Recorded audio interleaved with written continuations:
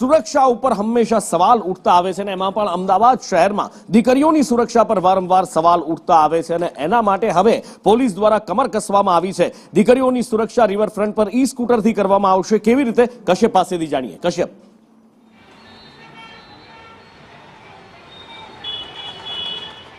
Police દ્વારા હવે નવતર અભિગમ છે તે અપનાવવામાં આવ્યો છે અને મહિલા સુરક્ષા માટે થઈ અને હવે ઇલેક્ટ્રોનિક સ્કૂટર જે છે તે પોલીસ દ્વારા વસાવવામાં આવ્યા છે અને મોર્નિંગ વોક માટે થઈને રિવરફ્રન્ટ ઉપર મોટી સંખ્યામાં લોકો જે છે તે આવતા હોય છે અને તેની સુરક્ષા માટે થઈ અને આ સ્કૂટર દ્વારા પોલીસ છે તે પેટ્રોલિંગ કરશે। મહત્વનું છે કે છેલ્લા ઘણા સમયથી અમદાવાદ શહેરમાં મહિલા સુરક્ષાને લઈને સવાલો જે છે તે ઉઠતા રહ્યા છે અને આવા સંજોગોમાં હવે પોલીસ દ્વારા આ નવતર અભિગમ છે તે અપનાવવામાં આવ્યો છે। થોડા સમય પહેલા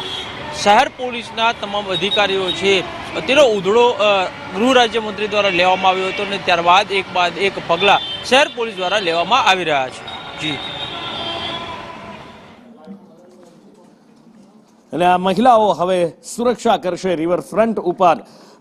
અમદાવાદ પોલીસની આ મહિલા બ્રિગેડ કે જેઓ સ્ત્રીઓની સુરક્ષા માટે તૈનાત રહેશે, સવારે મોર્નિંગ વોક માટે આ રીતે અદ્ભુત દ્રશ્યો અત્યારે દેખાઈ રહ્યા છે અમદાવાદના આ રિવરફ્રન્ટના, કે જ્યાં આગળ એક મહિલા પોલીસ લીડ લઈને આગળ ચાલી રહી છે અને પાછળ મહિલા પોલીસ છે એ પરેડ કરી રહી છે। અદ્ભુત દ્રશ્યો અત્યારે દેખાઈ રહ્યા છે અને સ્ત્રીઓની સુરક્ષા માટે એક સરાહનીય પગલું અમદાવાદ પોલીસ દ્વારા આ ભરવામાં આવ્યું છે, પણ આ જ રીતે નાઇટ પેટ્રોલિંગ પણ વ્યવસ્થિત કરવામાં આવે એવું લોકો કહી રહ્યા છે। આ અદ્ભુત દ્રશ્યો છે અને આ જ રીતે અદ્ભુત રીતે સુરક્ષા પણ થશે એવી અમને ખાતરી છે, પણ લોકો એ કહી રહ્યા છે કે રાત્રે સામાન્ય લોકોને જે હેરાન કરવામાં આવે છે પેટ્રોલિંગના નામે એ જરા ઓછું કરવામાં આવે અથવા તો બંધ કરી દેવામાં આવે તો પોલીસની બહુ મોટી મહેરબાની થશે। અને એની સાથે સાથે જે લુખ્ખાઓ ફરે છે રાતના સમયે, જે સ્ટંટબાજો ફરે છે, એમને પણ જો વ્યવસ્થિત પાઠ ભણાવવામાં આવે તો જરા વધારે મજા આવે।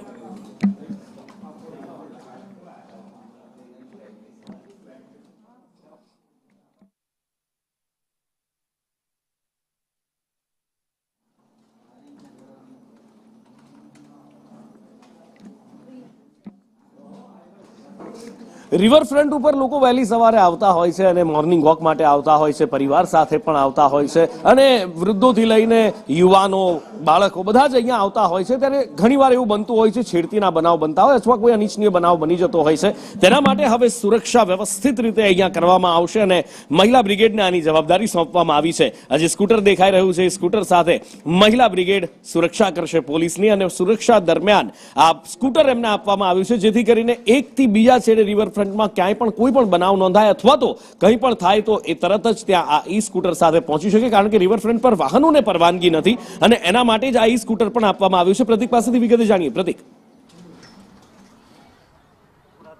નુપુર, રિવરફ્રન્ટ ઉપર મોર્નિંગ વોક કરવા માટે મોટી સંખ્યામાં શહેરીજનો આવતા હોય છે ને આવા શહેરીજનોની સુરક્ષામાં વધારો થાય તેના માટે સી ટીમ કાર્યરત છે, પરંતુ તેની સાથે હવે તેમને ઈ સ્કૂટર પણ આપવામાં આવ્યા છે, જેને લઈને હવે અમદાવાદના રિવરફ્રન્ટ ઉપર